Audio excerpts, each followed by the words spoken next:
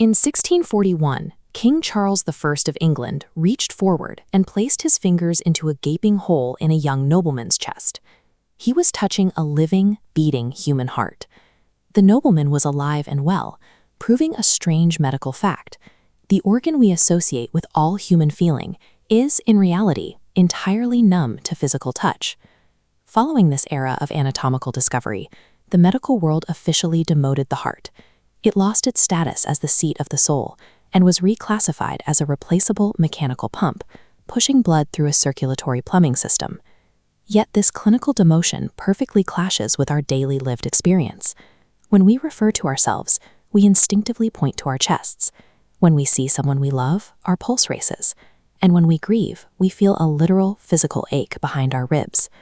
If the heart is an unfeeling machine, why do our bodies and cultures insist our deepest emotions live inside it? To find the answer, we have to look back to an era when the brain was considered completely worthless. For millennia, diverse and entirely isolated civilizations across the globe independently arrived at the exact same conclusion. The heart was the physical location of life and the human consciousness. The ancient Egyptians believed the heart recorded mortal deeds. Upon death, Anubis weighed the heart against the feather of Ma'at to determine eternal fate. The brain was dismissed as skull-awful. Embalmers scraped it out, preserving only the heart. Over in ancient China, the medical consensus was identical. The 4,700-year-old Yellow Emperor's classic of medicine crowned the heart as the ruler of the body, actively directing the function of all other organs. Ayurvedic medicine went a step further, describing two distinct hearts. There was the physical pump distributing nutrients and the emotional heart housing the soul. According to the Ramayana, the general Hanuman proved his devotion by physically tearing open his chest to reveal the spiritual images residing inside his heart.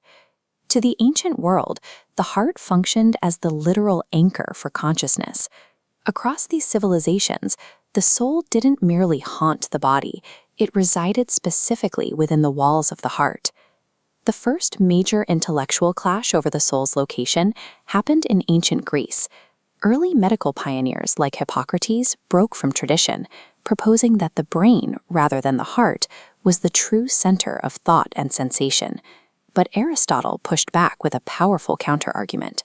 Observing chick embryos, he noted the heart is the very first organ to move into life, and the absolute last to fail upon death. Aristotle concluded that the heart had to be the hot, moving center of life. The brain, located far from the center, acted merely as a radiator to cool down our hot, passionate blood.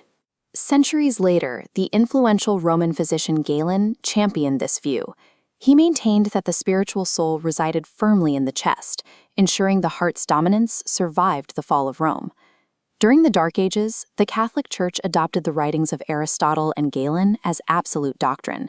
For 1,500 years, it was mandated belief that God resided within the human heart, using its inner walls as a muscular tablet to record sins. This alliance of Greek philosophy and religious doctrine permanently embedded the concept of the emotional heart into our cultural DNA. It set the stage for a collision with modern science. As Renaissance anatomists began correctly mapping the nervous system, the brain finally conquered the heart, seizing the official throne of human consciousness. In correcting the biological errors of antiquity, modern medicine arguably overcorrected. We isolated the heart as a plumbing fixture, largely ignoring its deep physical connection to our emotional states. This schematic outlines the two-way neural pathways connecting the brain and heart, proving a continuous dialogue between the organs. When a threat appears, the brain activates the sympathetic nervous system, sending fight or flight signals downward. Your pulse accelerates, pushing blood to your muscles before you consciously register fear. But the heart also acts as a sensory organ. It monitors pressure and sends rapid alerts back up.